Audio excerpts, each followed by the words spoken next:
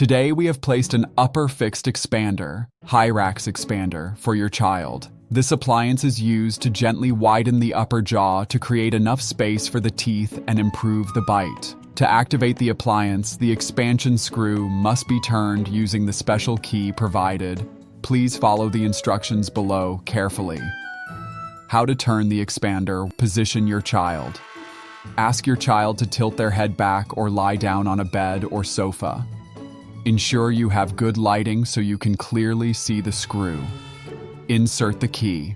Locate the small hole in the center screw of the expander. Insert the key fully into the hole. Turn the key. Push the key toward the back of the mouth, toward the throat. Continue pushing until the next hole appears in the front. This completes one full turn. Always turn from front to back. Do not reverse the direction. Remove the key.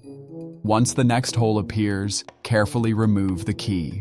The new hole should now be visible and ready for the next turn. Turning schedule. With the upper expander, it is normal for a small gap to appear between the front teeth. The gap will gradually start to close on its own, so there is no need to worry if it appears or begins to close. Please follow the schedule given by Dr. Hennawy.